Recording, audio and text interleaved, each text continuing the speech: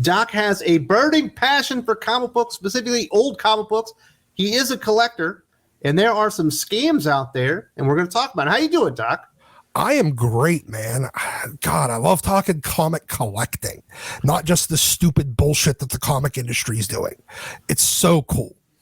So the most recent scam that we really saw were bootleg variant covers that were being produced by Black Flag Comics. They had a bunch of facsimile editions of the first appearance of Miles Morales. They could not sell them because it's the first appearance of Miles Morales, not Peter Parker.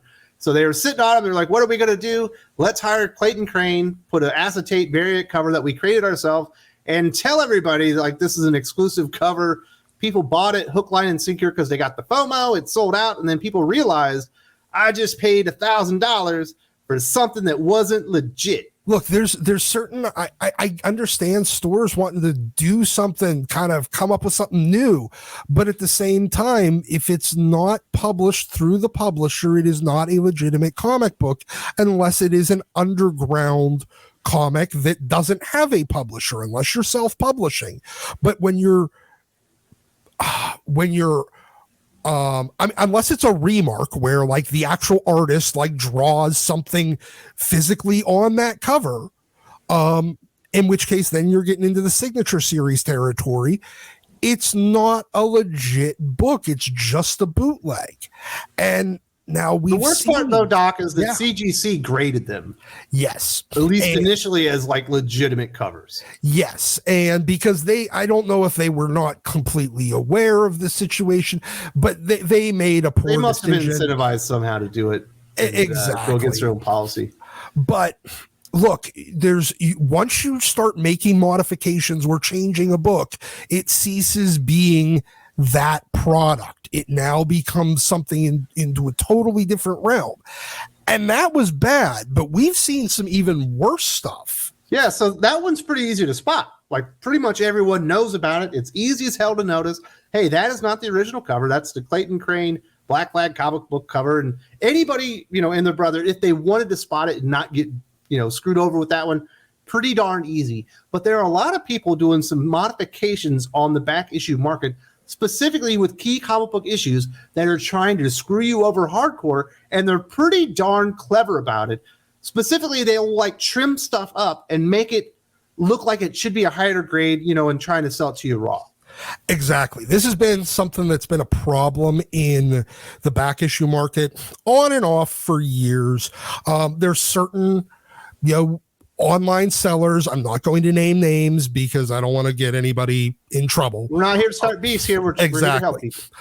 that are known for it, and so you have to be very careful. They'll literally just run it through like a paper shear, and in order to cut up, if you have like Marvel chipping, if you have color breaking creases or something on the tops or bottoms, some damage, to eliminate that and make it look better. But now you're altering the sizing of the book, and now just at first glance might be hard to identify, but it's something you got to be on the lookout for.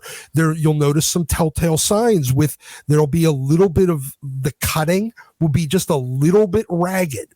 The cover might look good, but if you look at some of the newsprint, especially on the older newsprint books, they required a certain type of knife to cut through those things and not have it tear because the paper's so thin. And then when you run it through a paper shear, you end up with little bits that hang off because it's tearing as well as cutting when it cuts through. And oftentimes, and that's a good telltale sign to be aware of on the tops and the three sides. But until you actually put it up next to another comic, sometimes they're only trimming like a millimeter off. And it's very, very hard to detect to the naked eye. Sometimes you have to put it up against another book and make sure the sizing is exactly the same. So if you're buying it on Amazon, you're not going to be able to do that. You have to take it based on the photos that they sent. Exactly. And what you really want to do is start doing, especially if it's a if it's a book that looks even slightly questionable, if it seems like it's too good to be true on the pricing, more than likely it is. But you're going to want to make What's sure you Amazon's have policy on return? What if you discover it after the fact? Are they going to back you on this one, or are they going to back the seller? well, eBay. I'm sorry, eBay. Yeah, not Amazon. eBay will back you on it. You're probably going to be protected through there. There's a lot of eBay buyer protection. So as long as you're buying it in the States, from the States, you should be good. The problem gets whenever you start buying internationally. I'm not certain on how eBay buyer protection helps you. Say if you're in, say, the Philippines market and you're buying something from, say, Australia, I don't know how well they're going to protect you, because once you start into getting into international mailing, it starts getting a little sketchy. But at least for your viewers that are in the States, if you're buying in the States, or if you're in Canada and you're buying in Canada from Canada, or even just across the border there, you're probably going to have good protection. Once you get into intercontinental, it gets questionable.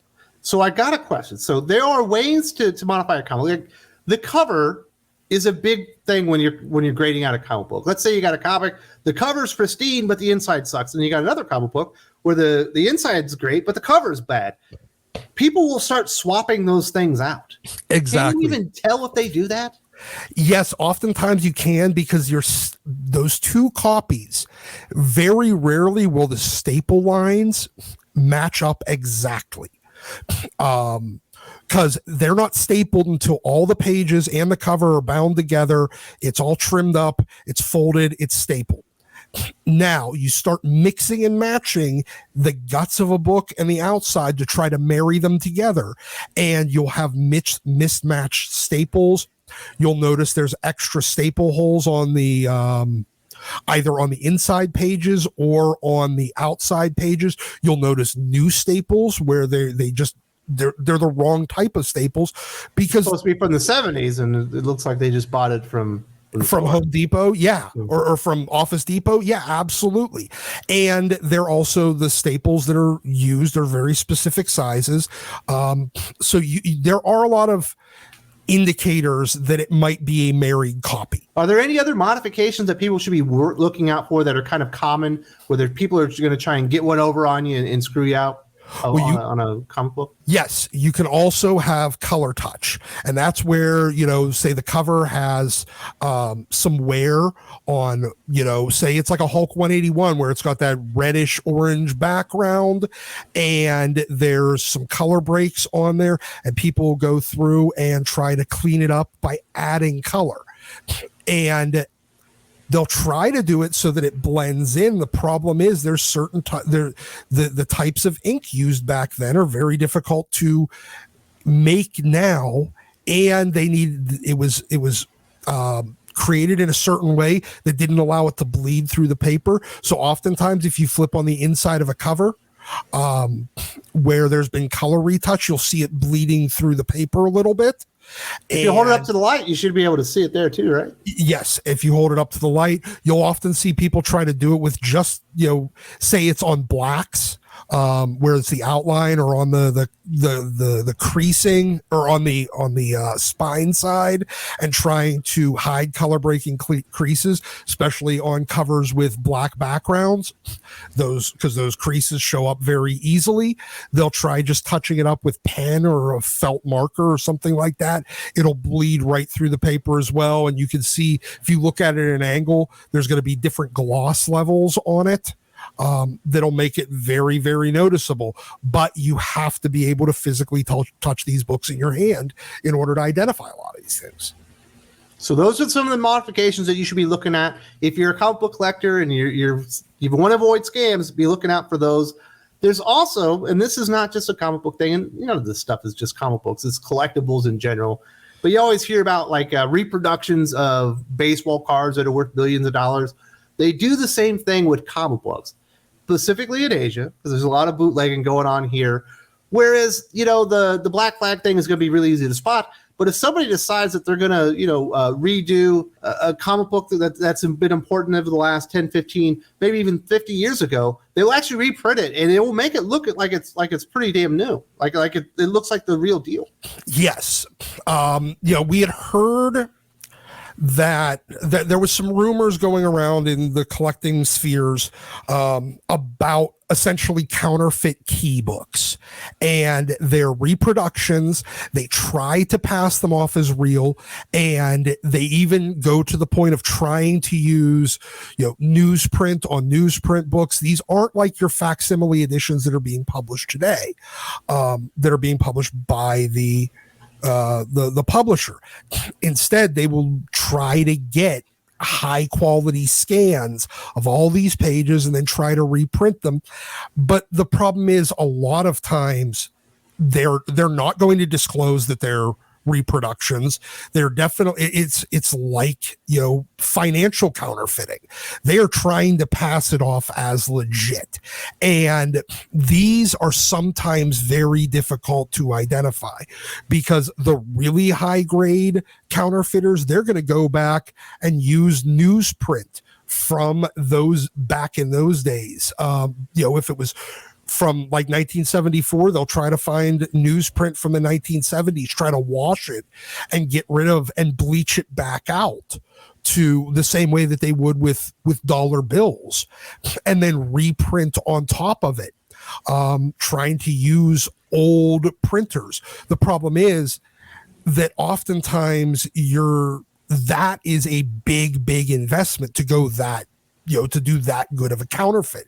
So you're going to see a lot of lower quality counterfeits that are very, very close, and they're going to be hard to tell until you're holding it in your hands. In fact, I saw a video from a guy on YouTube about buying an ASM 300 that he bought on, I don't remember if it was like Craigslist or whatnot, or one of those, online kind of beat or person-to-person reselling apps, and he got what he thought was a decent deal, but not a phenomenal deal, until he got it, and then everything just didn't start adding up with it.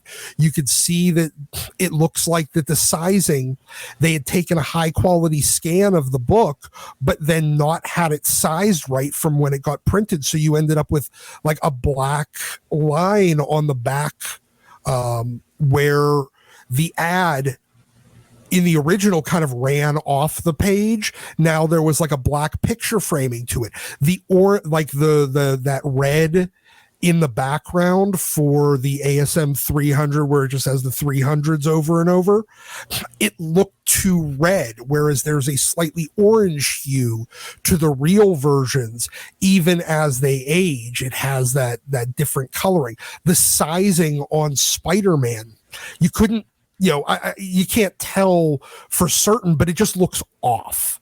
And then when you get to the inside pages, yes, it's a newsprint, but it's the wrong kind of newsprint. It's a much heavier newsprint, almost like modern grocery store flyer newsprint, rather than comic book, like 1980s comic book newsprint. And you also see those telltale markings of the tear from trimming while they tried to trim it down to size after printing it. So these are entirely created from scratch counterfeit versions of books that are out on the market, and you need to be very, very careful whenever you're buying online from sellers that you don't personally know, and when you're buying in a place where you don't have buyer protection. Now PayPal, you will have some protection if you're doing your transaction through there. But if you're doing it, and if they want to do it like Venmo or Cash App or something like that, in order to, save money or save the fees or whatever, you're getting into very questionable territory where you might not have any protection. You get that book in your hand. So I would want very high quality scans of the entire book, or photos of every page, not every page, but especially if it's a key comic book and you're spending, $250, $1,000. Yeah. I mean, I think this guy almost got scammed out of $600 for a copy that was high grade, but not like 9.8 level, but probably 9.0 ish. He was trying to upgrade his 8.5, maybe 9.0, 9.2, 9.4 in that territory. He almost got scammed out of $600 because The other thing to look for is when the seller has multiple copies of a key book and that's the only key book that they're selling. If they got 3 copies of ASM 300, but also have 2 copies of one other book, 1 copy of this, and a bunch of other individual books. But when they're just selling, I got 35 copies of ASM 300, or I got 40 copies of Hulk 181 to move, be very, very skeptical, because nobody has that many just sitting around and they don't have any other key books that they have multiples of that they're also trying to move. Sorry, that just does not happen. Because even if you get them through all the, acquiring collections, you're going to have a handful of other keys that you're going to end up in multiple copies at the same time that you could also be piecing out as well. Take care of yourself. We want you reading comic books. We want you enjoying the hobby. And if you're into key comic book collecting, I want you to enjoy that too. But remember, people are absolutely trying to part you with your money with scams and stuff going on with comic books. Doc went over a few of them here today, and I do want to say thank you very much, Doc. Do you have any final words? Yeah, if look, be very, very cautious whenever you're buying from somebody you don't know. Buy in person when possible, and when you are buying online, make sure you do your due diligence. And if you still have any doubts about it, feel free to walk away. There's always another deal around the corner. As I mentioned at the beginning of the video, recently Doc and I had another comic book collecting a conversation talking about kind of stuff. And if you guys like this stuff, definitely let us know that you like it and what you want us to talk about. We'll keep doing these, because I cannot get Doc to shut up when it comes to comic books. He loves it. But we did this. We talked about getting into comic book collecting, the things that you should be looking out for, how to deal with your comic book shops, fighting the wrong comic book shop. Definitely check this video out if you haven't seen it yet. There's also a link in the video description.